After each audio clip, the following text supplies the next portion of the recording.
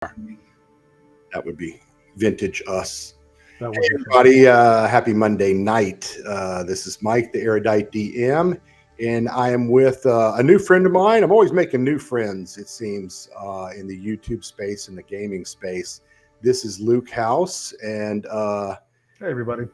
got to meet Luke. Has been playing with us recently. If you've been watching on Monday nights, he's been playing with us with Greg Christopher, Chubby Funster, and I think they play. Don't you guys play in a game yourselves or a couple?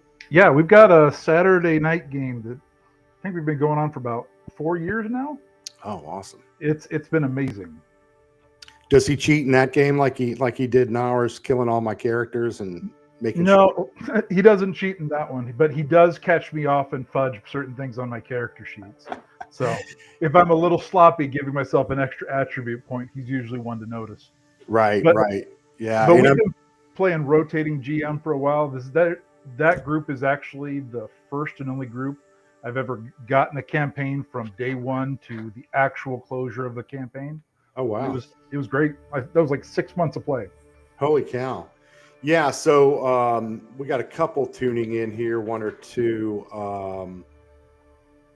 And I'm sure more will drift by in a little while, but just want to let everybody know, if you watch this after the fact, that we had a couple of the regulars from Monday night, our game going on kind of hiatus, I guess, vacation. You know, one was heading out of town for a while.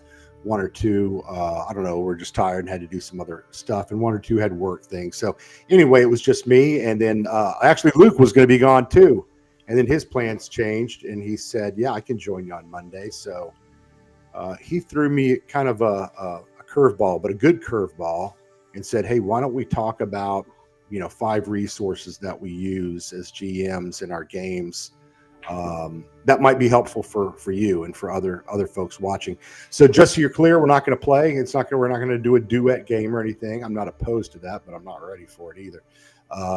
Have you done duet games, Luke, in the past? Yeah, I mean, a lot of the stuff I've done is like primarily playing with my kids, and so somebody has baseball, somebody has soccer, and somebody has 30 minutes, and you want to actually put something together.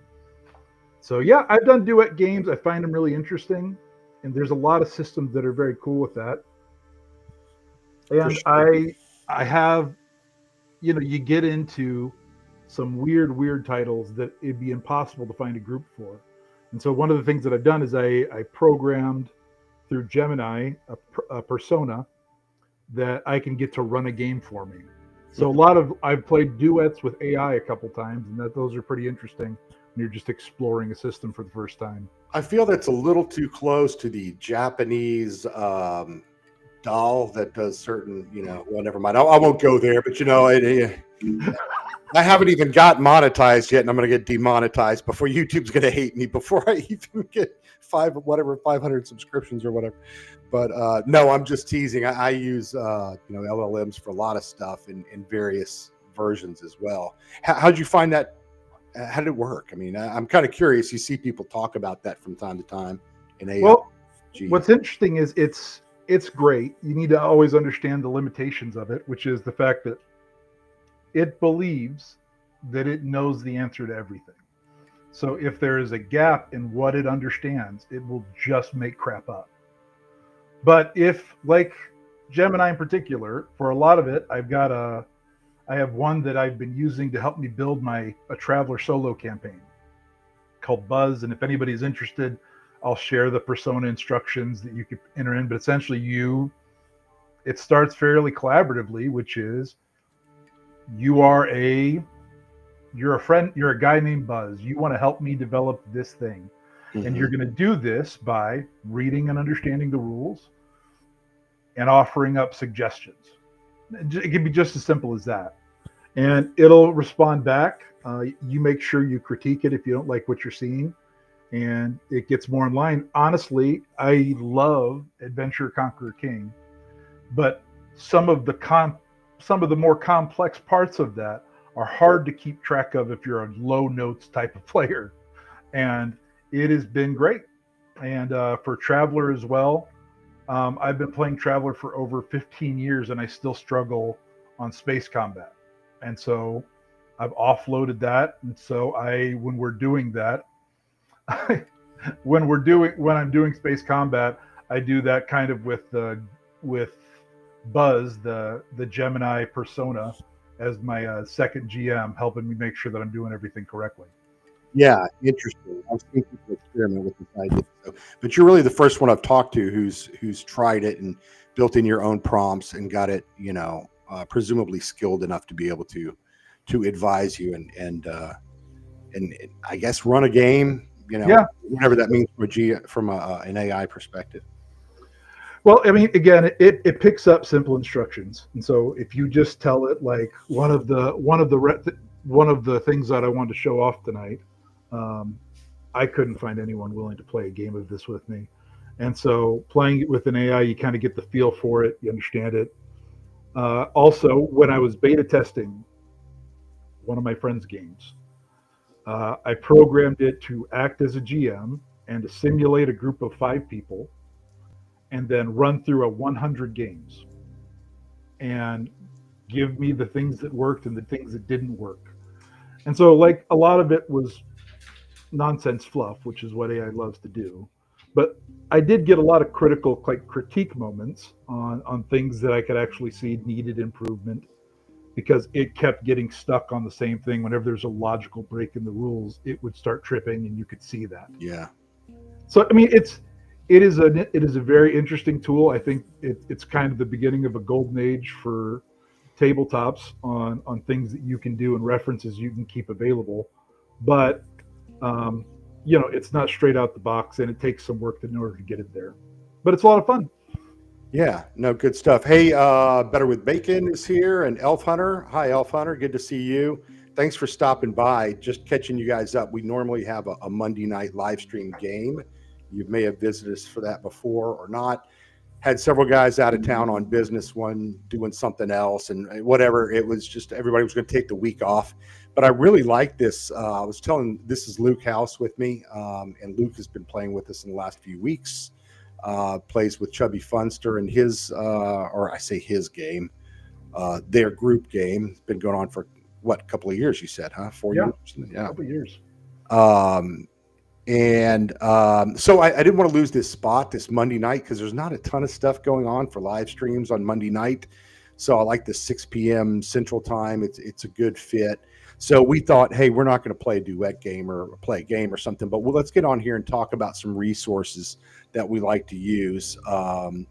And I'm just getting to know Luke's games. I know he is an avid Traveler player, so he's all right with me. I like him already. And I know he's a good Shadow Dark player, because he was good the last couple of weeks. Yeah, up until I got everybody killed. I straight up got that part. That is the other thing about a Monday night game after you've been back at work after the long weekend. And I don't know if you know Luke. I've been with Bacon here on the channel, and Table Runner Crispy and some other folks been experimenting with that 4D immersive style of play, where you stay in character as much as possible the whole time if you can. And it is go watch the video if you haven't seen it. There's lots of pros and cons, mostly pros though. It was very fun. But on a game like we play on Monday nights, everybody's tired after work. They're blowing in late to make it here by the time we start the game. The jokes are flowing. Everyone's tired. Somebody's yawning. Someone's eating dinner while we're playing. Yeah. My whole point about 4D was I like it. I probably couldn't be that intensive all the time. Mm-hmm. But, the whole thing is you have to know your audience. You have to know your friends and who you're playing with. I'm not one of those guys who very often plays with strangers on a VTT. Yeah. I have, but, we all know what that's like. You're not sure what the culture is. There is no culture yet. There are no rules yet. You don't know, if you can be funny or make a joke or how to break the ice. So I prefer to play with other GMs and people if I can that I meet through YouTube and so forth, as opposed to hanging out at bus stations or something like that. Yeah, usually people aren't. I mean, people will roll dice with you at bus stations.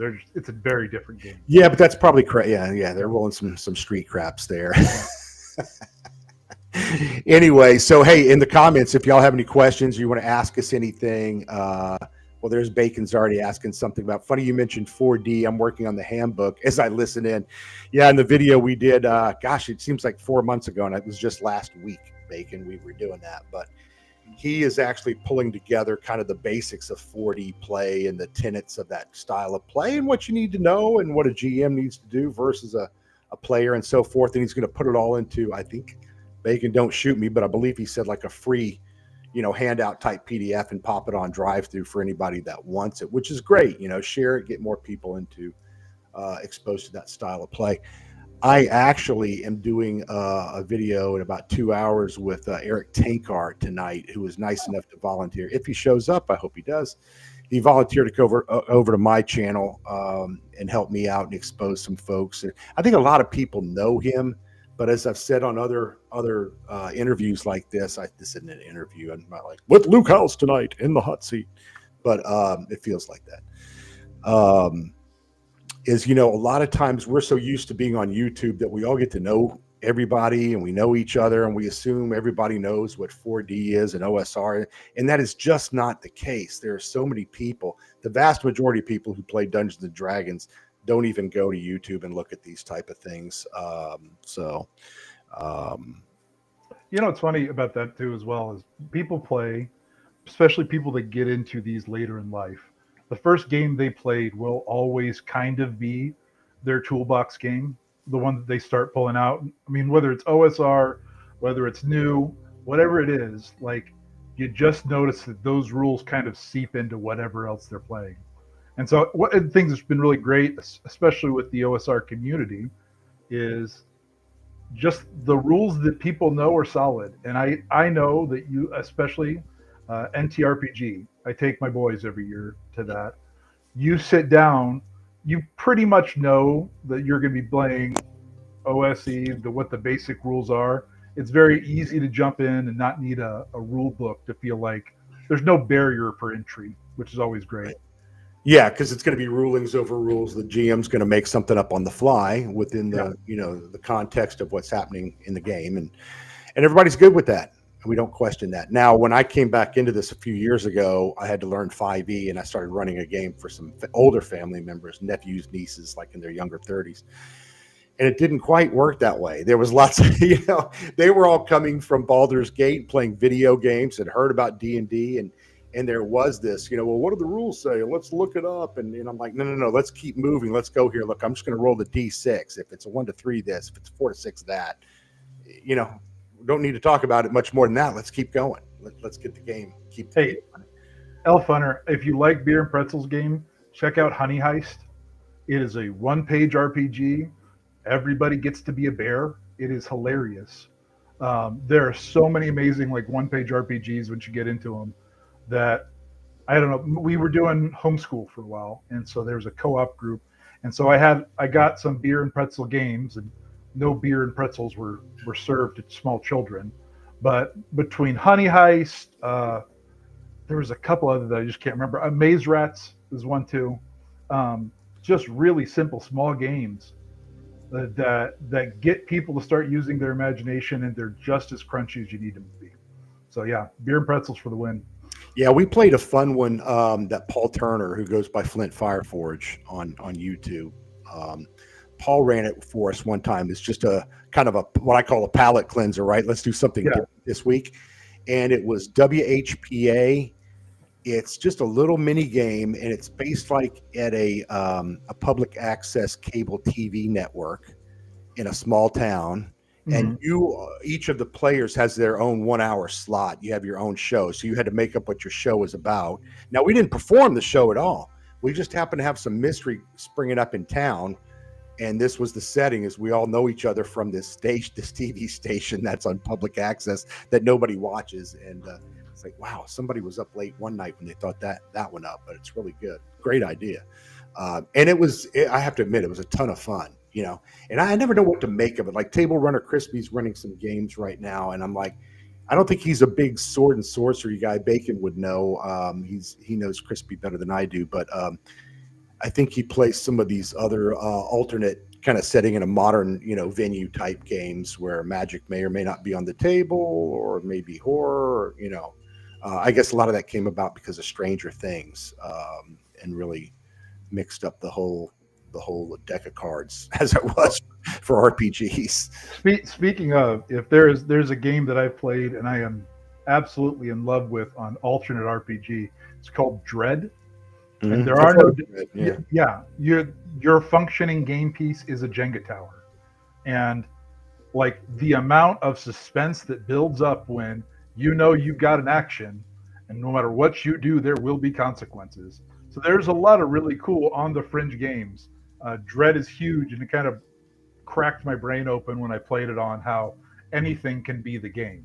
I mean, Yeah, and you mentioned North Texas, and this was such a great thing. That's really the only big con I've ever been to.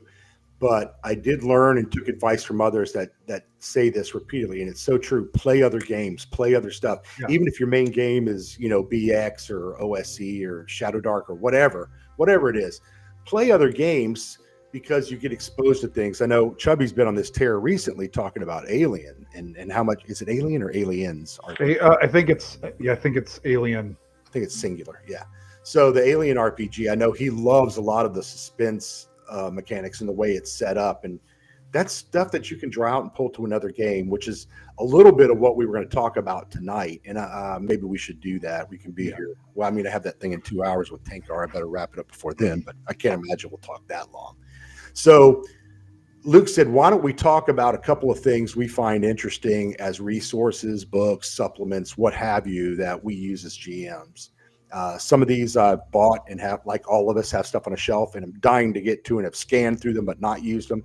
Others I've used regularly in either writing zines or in or zines, as Chubby would say. And Eric Tankard, they're the only two people I know that say zines. Cracks me up every time.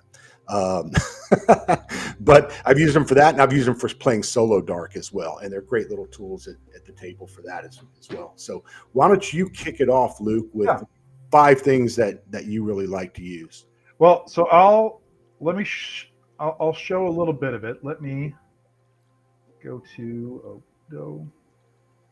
I want to share my first one. This is a book that I ran into, and you mentioned maze rats, but I was listening to that guy's videos. I was getting his emails, and one of the things he brought up was this book, Tempered Legacy. And let me tell you, like, I love weird in my games, but this book exclusively is a system for magic items. So what it is, it's just so cool, is effectively a magic item is going to be a shield, right? But the magic item has things that it wants to accomplish. It's living. So as you utilize it, it grows and its abilities expand. So it's not just a +1 sword or a +1 shield. It is something that was imbued with the regret of its maker. And so maybe you go at you use it to defend somebody that needs help. Well, that would unlock an ability or a slot which would make it stronger. It is honestly one of the coolest things in most, and I know it's probably in a lot of different systems, but going through this system where you're able to introduce an item that brings its own plot hooks, has a personality, and it really the counterbalance, they could be used in anything. There's not a system there's not a plug and play sword and fantasy RPG system that it can't be used perfectly in. So if I'm hearing you right, this would be a great tool for like all kinds of sentient magic items. Good. Yeah, pretty much. What have you? Yeah, that's a cool idea. Because we all have the swords, and beyond, Stormbringer and Excalibur or what have you. we start running out of ideas after that. Well, and even darker. Let's say you give someone a cursed item that they can't get rid of, they always want to use. Well, if you murder somebody with it, then the item becomes more powerful. So you've got a little bit of counterplay between a person and the way they want to play their character, and a path to power that you've given them that may not represent them. So how do they deal with that? It brings in a lot of very unique scenarios. And it's not just weapons or shields or things. It's also kind of like one of the examples that they give is as a clock, right? And it gives a couple different scenarios, but it'll allow you to see into the future just as narrative devices. It's just really, really cool. So if you get the chance, I recommend looking through Tempered Legacy as a way to kind of add more flair to your magic items. I'll fight a monster for a +1 sword. There's no question about that. But a +1 sword that gives me a little bit of a storyline or that makes the world feel more alive, it is an amazing tool. Yeah. No, that's very cool. I had not seen this one before. Yeah, I'm a big fan of it. Do you want me to just go through my 5? Yeah, no, go ahead and head on to number 2. Again, anybody just joining us, we're not playing a regular game tonight. A lot of the guys are traveling. Some are taking a break for a week or two. And I didn't want to just not have anything for you guys at 6 p.m. Central on a Monday night. So Luke House joined me. Luke's been playing with us recently. Turns out we live about 15 minutes from each other in the real world, we found out. Which is neither here nor there, but we're just presenting some tools we use, books. You may know some of these, you may not, but I'm assuming most of you are GMs and you have to write up sessions from time to time, and you might find something new here. So number 2, Luke? Number 2, Bucket of Bolts. Again, I love and use Traveler as much as possible. A while ago, there was a bundle of holding on narrative and solo games. And so I picked this one up, and it has been it has changed the way that I play Traveler. Well, not all the time, but if you imagine, the ships that people are flying around have been around for hundreds of years. What's that ship's story? Every crack, every malfunction, all of it has a narrative reason. And so what it's allowed me to do is you look into it. This is a story you can essentially tell by yourself. If you purchase it, it comes with like music to listen to. There's moments of silence programmed instruction into the game for you to just sit and think about the ship while it's not in use. What sounds does it make? What's going on?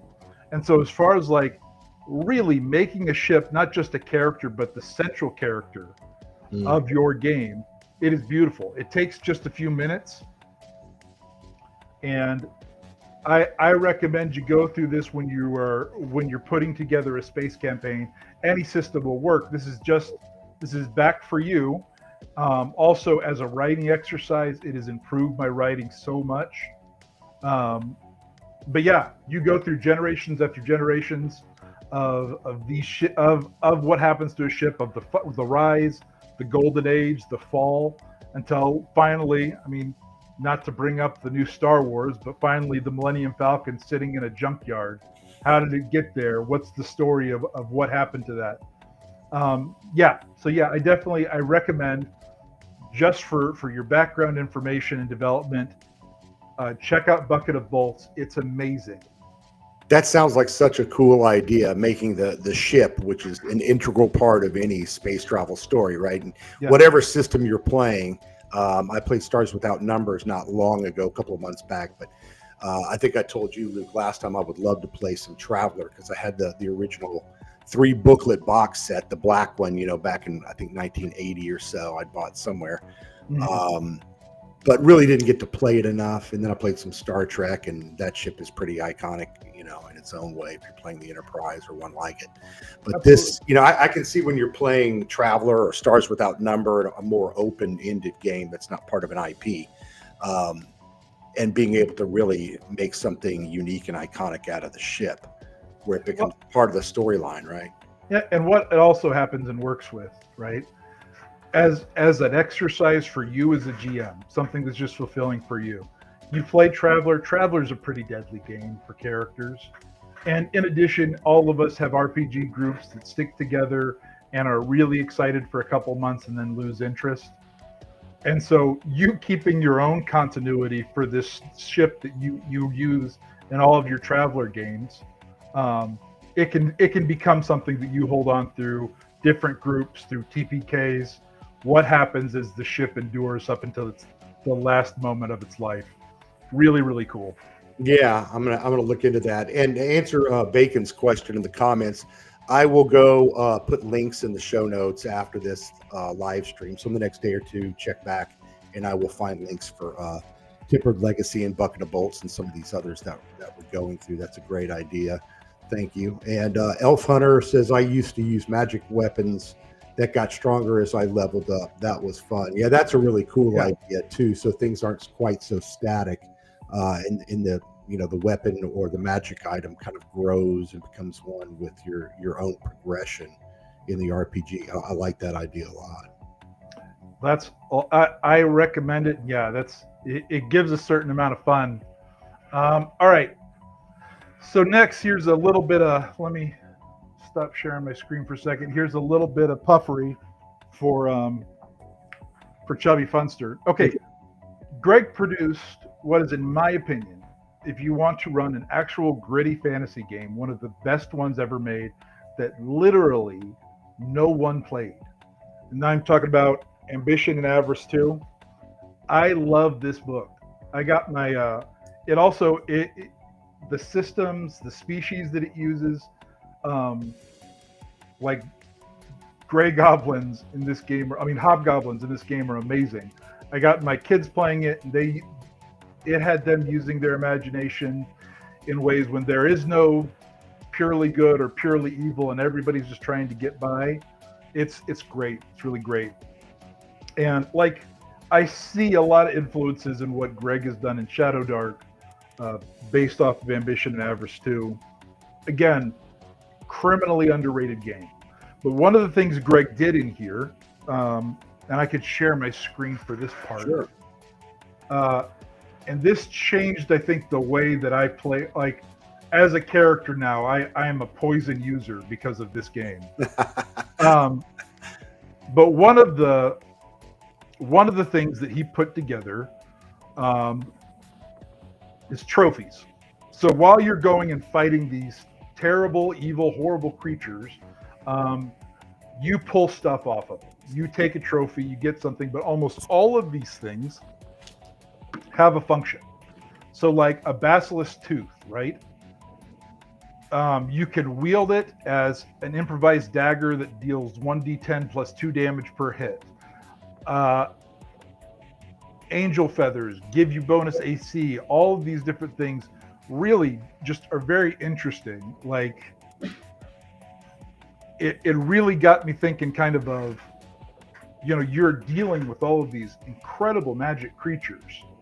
There has to be some use for them. We played a high level adventure with Greg before, and I wanted to play a dwarf, and I wanted my dwarf to have the same power as Batman, which is essentially lots of money. So I took all the gold that was assigned and started just buying different trophies that I planned to use in the combat. And so being able to just dive in with a mushroom that you've taken before that gives you the ability to hypnotize people, like, it took the game to a whole other level. So if you get the chance, look at Ambition Avarice 2, look at the trophies and the poison that he's written in this book. Honest, it's amazing. Yeah, I've never played it, but Greg's been very good to me in the year or so that I've known him, and we share some ideas from time to time, and I've heard him talk a lot about the game, but by the time I started listening to him and found him on YouTube and so forth, he was already on to Shadow Dark for the most part. But I know Last Candle and Terra Invictus, those things were really written for Ambition and Avarice 2, and then he carried them forward and just kind of converted them for Shadow Dark. But I'm going to skip here because it makes sense when you're talking about Ambition and Avarice, the ideas you're talking about. Two of my recommendations, and I'm sure a lot of you guys know this if you play Shadow Dark, but if you don't have these, this is Greg's GM companion for Shadow Dark and his player's companion, and I think they're ridiculously cheap in my opinion. I think they're like $6 or something. Of course, it's more expensive. That's the PDF. More expensive if you get the books. I wanted to have the printed books, but they have these similar ideas, and I can see the genesis of that, which I assume came from Ambition and Avarice.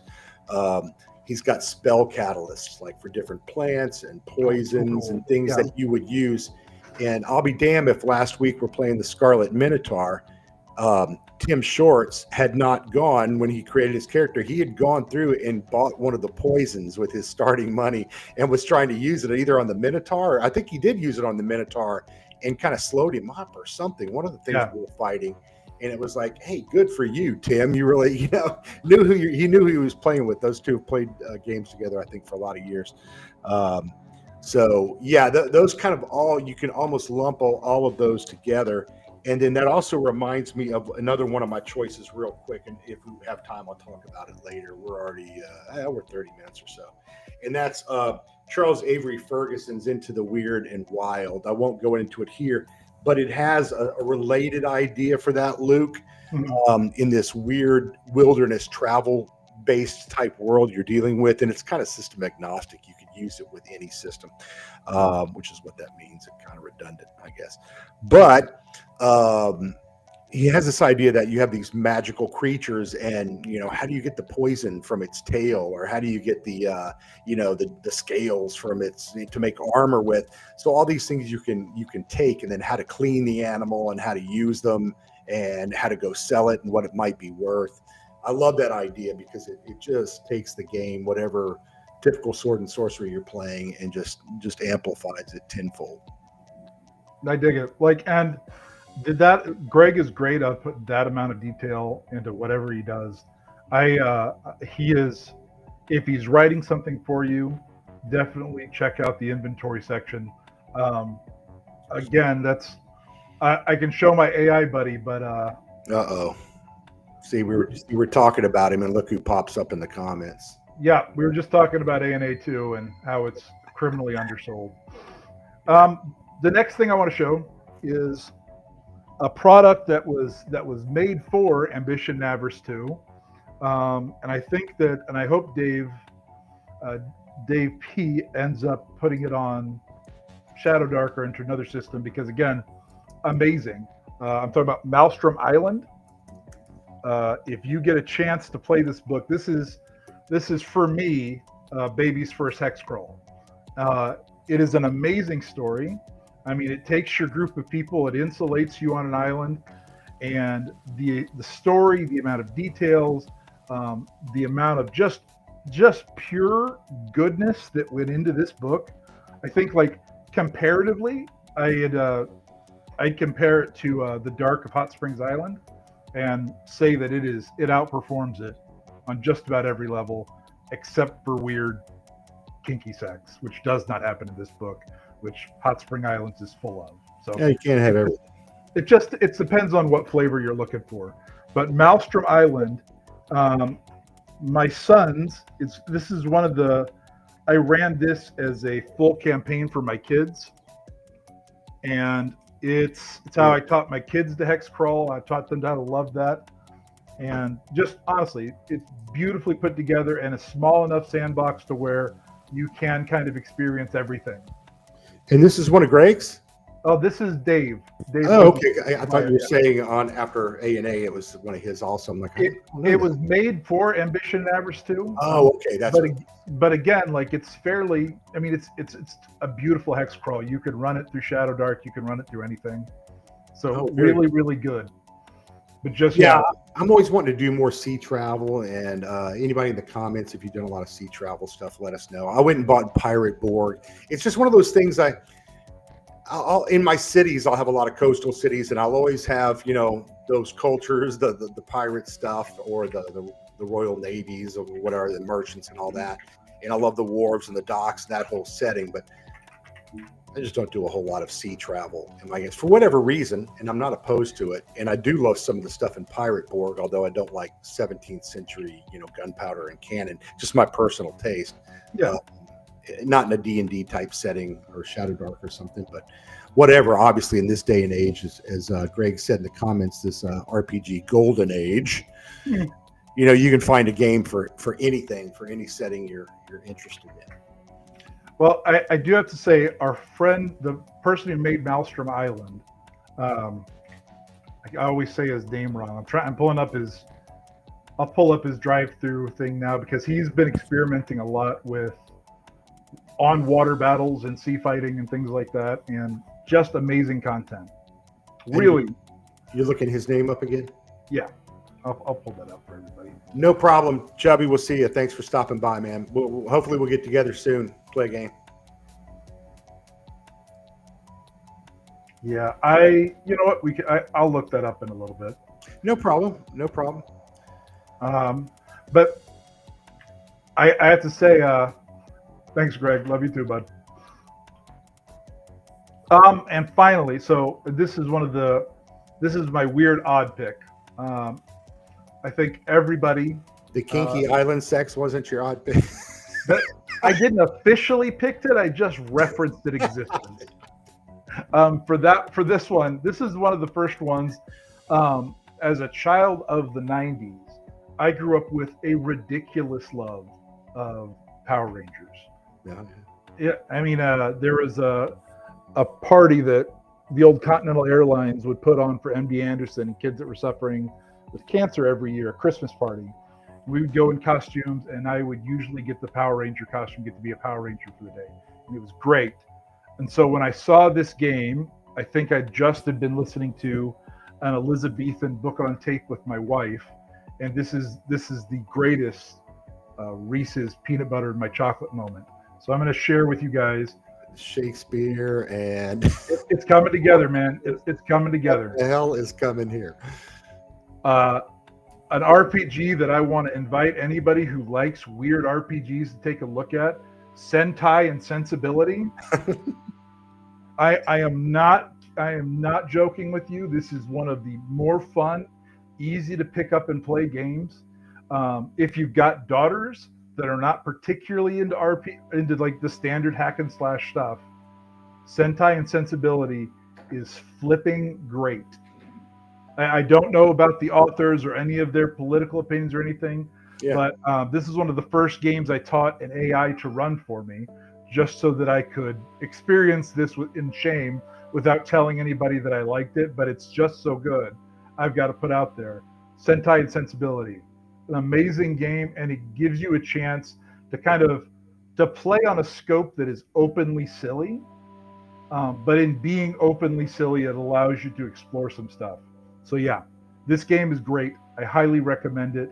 And I feel like, there's the moment in Sentai or Power Ranger shows, right? Mm-hmm. Where they bring in the big mech and the huge fight starts, where just the scope shifts so much. And I think in my Traveler games and some of my fantasy games, kind of being able to catch that shift and get a "it's on now" moment. I learned how to do a lot better playing this one. It's really, really fun. Very simple. If you play with your kids, I recommend this one. Yeah, I've never heard of this one. Would be fun though. Like we said, those palate cleansers, and again, knowing your audience. If it's a family game with younger people. Yeah, and having somebody describe an Elizabethan robot bear that comes out of the wilderness when you call it is just hilarious. So yeah, I recommend this one. It's a very interesting tool. Good find. Yeah. Is that all of your list there? Is that all of yours? That's my 5. You had a bonus. You had a number 6 bonus. Yeah, I've got my secret sauce. Okay. So there's 2 different tools that I use a lot. If you do, it's fun, man. Just keep your tongue firmly in cheek when you do, and I think you'll really like it. Yeah, let us know, Michael, if you get a chance to play that. And Michael, I forgot, were you at North Texas last year as well? I mean, Luke was there. I didn't know him then, but yeah. Tell us in the comments if you were in Dallas last summer for North Texas RPG Con. I don't remember. Sorry. Okay. So one of the things that I do is, and I've been putting together for about the past year, a huge Traveler custom campaign. For this campaign, I'm using essentially serial mascots from the 70s. And it's openly and patently ridiculous. But in that, like, you get into really dark, scary stuff. And so I've had to get help with this.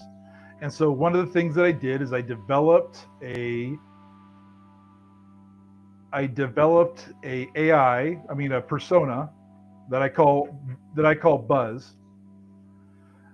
I loaded up all all PDFs that I own as reference documents, but gave it some very clear instructions on how to handle things. And I use this to help me develop my custom world. I mean, essentially, the biggest thing that it does is I come up with all of the ideas. It checks to make sure that they work with the rule set, and then I type it out. Then I make it up. It's really, really great for people that don't have a lot of people to play with, but want to kind of feel like it. I can put my email on this if you guys want to talk. I'll tell you how to train a Gemini gem in order to help you build everything. But if you've played Traveler, you know the details that go into not only building a system, but building the environment of a planet, the law level of a planet, all of those different things. When you're trying to create something on the fly, it's good to have some help on doing so. And so I highly recommend AI enhanced campaigns. Hey, we ought to do something sometime just talking about Traveler or space games in general. And I mean, that is a big area I really want to explore more next year. Yeah. I'm having a great time playing now Mythic Bastion Land, although not regularly. I've played it a few times now. Playing Black Sword Hack and have been for months, every other week, and then a lot of Shadow Dark. But yeah, I want to get more into Traveler or Stars Without Number, or one of those type of games. Probably not Alien. I'd like to play Alien, but not as a regular ongoing thing.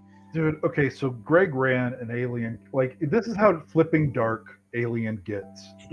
We had got to a place to where I thought, as a character, the best ending we could hope for was mass suicide. Like just for literally, I couldn't think out of the box on we can get out of this. So my character, who loves the people he's with, like it's the end of the mist where you're all sitting in the car with everything coming around you. It looked like there was no way out. So that goes on Greg's ability to tell a story, but also how flipping dark Alien gets. Yeah, well, I mean, if you've ever seen some of the movies, you know that probably sucking on a grenade is better than getting eaten by that thing. Yeah, honestly. The other tool that I want to show off, the other AI tool, it's called Notebook LM.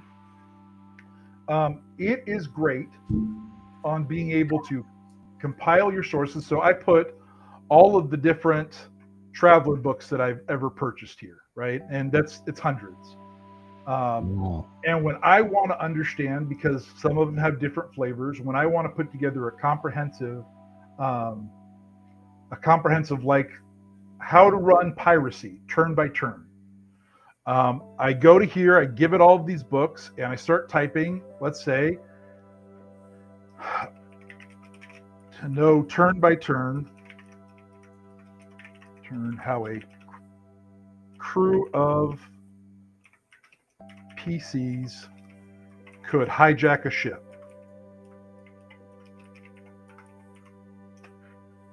It'll go through all of the stuff that I've given it, and it'll start. It's not good at doing anything creative, but it is really good at compiling all of your sources and your RPG library. Also, a lot of times there feels like a particular type of adventure I want to run. Well, I've loaded so many adventures into this thing. I say, hey, I kind of want to do a train heist. Mm-hmm. Do we have? Show me an adventure that's similar to a train heist. And Notebook LM does a great job of sorting and collating it. It's also good if you're studying things. It's really useful. But so right here, it is now compiled from all of the different Traveler books I have, step by step, but all through the phases on how to actively try to hijack a ship. And so again, it's not making stuff up, and it's not replacing the use of these things, but I think all of us that have developed PDF libraries that are so unwieldy we wouldn't be able to fit all the books into a room if we had the physical copy. Sure. It helps you be able to collate and keep all of that stuff together. So Notebook LM, I think, is fantastic as a resource, as an AI assisted resource for your stuff. It'll also come up with, like, if you're really bored, if you're interested in, let's say, the way actual Navy operates in a particular game system, it will come up with a podcast that you can play describing it like two general people. It's ridiculous, but just the amount of cool stuff they can do it's going crazy. It almost, makes you just forget about the whole it's all going to kill us in 60 years thing. And my thing is this: if the robots are going to kill us and I can't stop it, I might as well enjoy their efforts while I'm alive. might as well play some good games on the way out the door. Yeah, that's right. But yeah, so those are mine. Hey, do you know what 3i Atlas is going on right now? The big space meteor comet thing. They don't know what it is, and there's lots of it's aliens videos being made. I do not know about It's amazing how many people don't. But if you look up 3i Atlas, you'll find it. And Abbey Loeb at Harvard is commenting on it. And of course, he gets excited every time. Oh, it could be aliens. It's probably not. It's probably a comet that's acting differently than other comets we've seen before. But so I think Friday night, I'm on Discord and I'm like, hey, Greg, can you talk right now? And he's like, I'm making dinner for my family. What's up? Or no. He was watching a movie with his wife. And then I kind of felt kind of bad. And I'm said, for your alien game, 3i Atlas, you got this thing coming through the system. It all looks normal and whatever your star system is, except for it's full of aliens. Of course, it's some sort of new delivery invasion system or whatever. I didn't even get to that, but I had to let him go. I wasn't going to bug him while he was trying to watch. I think he really wanted to talk to me, but Well, now I've got something that's gonna poison my brain tonight. So I'll be saying. Have you ever read Rendezvous with Rama by? No, I have not. That's Arthur Clarke, who did, what's the one with the children? Gosh, I can't remember the names. Of course, he did 2001: A Space Odyssey, also. Okay. Stanley Kubrick, but lots of other great books. I'll think of it after we're done with the video. But Rendezvous with Rama is like one of these written back in the 50s or early 60s, where a giant thing is coming through the solar system. The only thing is when they get on it to investigate, it's like basically a giant centrifugal force type city inside this natural looking object that looks kind of like a giant meteor. But there's nobody there. They're long gone. They don't know what happened to them or where they are, but there's this whole like city to investigate, which is really just creepy. And you keep waiting for something to jump out and attack. But hey, Elf Hunter, do I hope they're aliens? I'll say it this way. I think if there is one thing that could unite our planet into actually taking care of our planet and our people and stop being douches, it's going to be an outside threat. So I would love to see how quickly we unify against aliens, because we're picking a fight with them like in the first week. It's going to happen. Yeah, it would be a shit show.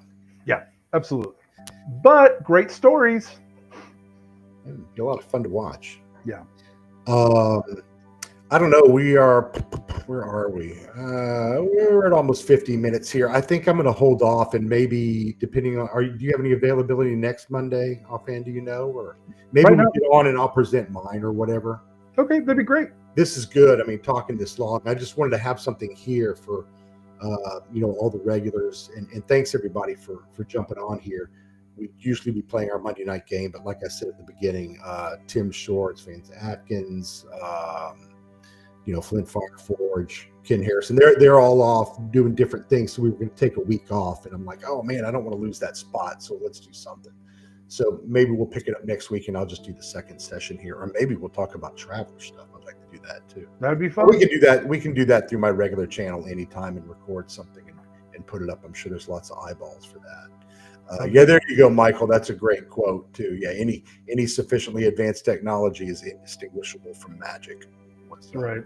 All right. Well, this has been great. I appreciate you having me on. Thank you. Yeah, go get some dinner. Thanks for jumping in here, and everybody, thank you so much. And I will follow up, find all these, and I'll put the links in the show notes. And check us out next Monday night as well. All right, awesome. Thank you.